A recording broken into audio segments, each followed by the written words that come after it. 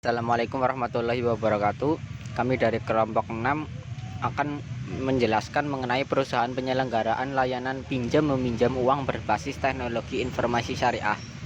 Kelompok kami yaitu yang pertama Rahayu Dewi Lestari, NIM-nya 1917301138. Yang kedua saya sendiri sebagai moderator Ahsan Rafi Kurnadi 1917301140. Lalu Falah Nur Hidayat yang NIM-nya 19173011, dan Anggit Ikhlasul Amal yang bernim 19173039.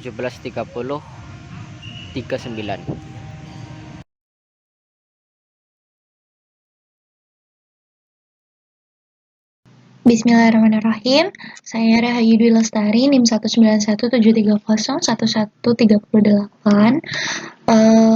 akan memaparkan materi mengenai pengertian perusahaan pinjam meminjam uang berbasis teknologi informasi. Layanan pinjam meminjam uang berbasis teknologi informasi akhir-akhir ini menjadi salah satu alternatif pembiayaan bagi kalangan wira swasta.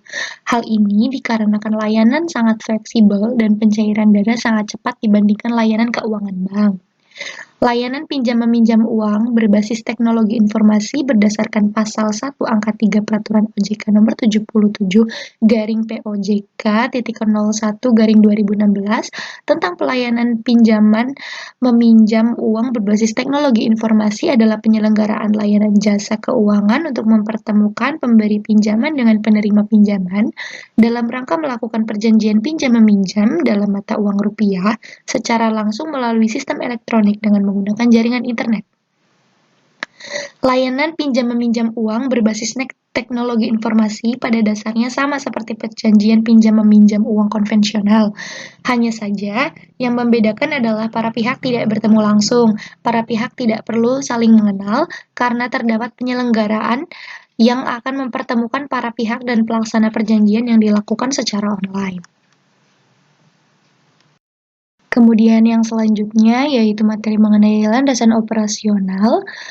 Menurut Fatwa Dewan Syariah Nasional Majelis Ulama Indonesia nomor 117/DSN MUI _2/2018 dibolehkan dengan syarat sesuai dengan prinsip-prinsip syariah. Ketentuan prinsip syariah yang dimaksud adalah 1. Terhindar dari riba atau gharar atau ketidakpastian, maisir atau spekulasi, tadlis atau menyembunyikan cacat, gharar atau merugikan pihak lain, dan haram. Yang kedua, akad baku memenuhi prinsip keseimbangan, keadilan, dan kewajaran sesuai syariah dan peraturan perundang-undangan yang berlaku. Ketiga, akad yang digunakan selaras dengan karakteristik layanan pembiayaan seperti al-ba'i, ijarah, mudharabah, musyarakah, wakalah bi'al-ujrah, dan ghord. Kemudian yang keempat, terdapat bukti transaksi yaitu berupa sertifikat elektronik dan harus divalidasi oleh pengguna melalui tanda tangan elektronik yang sah. Kelima, transaksi harus menjelaskan ketentuan bagi hasil yang sesuai dengan syariah. Keenam, penyelenggara layanan boleh mengenakan biaya atau ujroh dengan prinsip ijarah. Terima kasih, begitu yang dapat saya sampaikan. Saya Falah Nur Hidayah, NIM 1917301939. Di sini akan menjelaskan tentang jenis atau klasifikasi usaha. Layanan pinjam meminjam uang berbasis teknologi informasi produktif umumnya memfokuskan pendanaan ke sektor bisnis atau yang sifatnya produktif. Para peminjam dana umumnya adalah pengusaha menengah, kecil, dan ultramikro. Tujuan meminjam dana biasanya untuk modal mengembangkan bisnis yang mereka geluti. Dengan begitu, profit atau keuntungan yang mereka dapatkan juga semakin bertambah. Sedangkan untuk pemilik dana dapat membantu para pengusaha UKM untuk mengembangkan bisnisnya. Selain itu, pemilik dana juga mendapatkan return dan imbal hasil berbentuk bunga sebesar jumlah yang telah ditawarkan oleh peminjam dana. Layanan pinjam meminjam uang berbasis teknologi informasi konsultif biasanya bertujuan untuk keperluan konsultif di mana peminjam dana dapat dengan bebas menggunakan uang yang dipinjam seperti untuk membeli keperluan rumah, liburan, dan lainnya. Sementara itu, pemilik modal dapat menghasilkan keuntungan atau imbal hasil tinggi dengan jangka waktu yang singkat. Selanjutnya, industri di Indonesia ada yang pertama Investre, yang kedua Amarta, 3 Coinworks, 4 Uang Teman, 5 Modalku, 6 Dana Mas, 7 Kredit Pintar, dan yang ke-8 Dana ID. Saya Ahsan Rafiq Purnandi akan menjelaskan mengenai produk dan akad. Produk 1. Pinjaman tunai personal adalah pinjaman tanpa agunan yang dapat dipergunakan untuk berbagai kebutuhan konsumer, di mana pembayaran dapat diangsur per bulan dengan tenor yang disesuaikan dengan keinginan dan kemampuan bayar konsumer.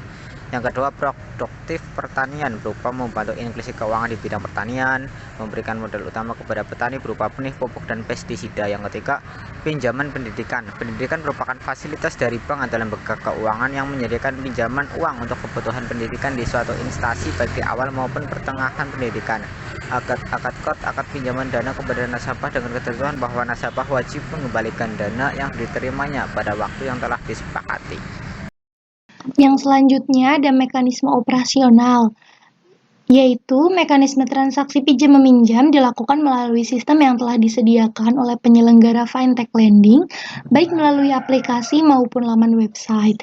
Fintech lending atau disebut juga fintech peer-to-peer lending atau layanan pinjam-meminjam uang berbasis teknologi informasi atau LPMU-BTI adalah salah satu inovasi pada bidang keuangan dengan pemanfaatan teknologi yang memungkinkan pemberi pinjaman dan penerima pinjaman melakukan transaksi pinjam-meminjam tanpa harus bertemu langsung.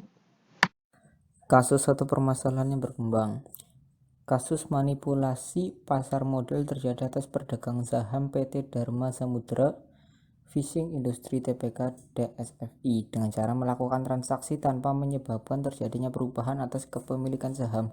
Kasus ini bermula setelah adanya perdagangan saham PT DSFI periode bulan Agustus 2002 yang tidak menyebabkan perubahan kepemilikan atas transaksi saham yang dimaksud dan penyalahgunaan dana serta efek nasabah PT DSFI beroperasi pada industri perikanan dengan penjualan yang berorientasi ekspor, termasuk penangkapan, penyimpanan, pengemasan, pemasaran ikan, pendistribusian produk ikan.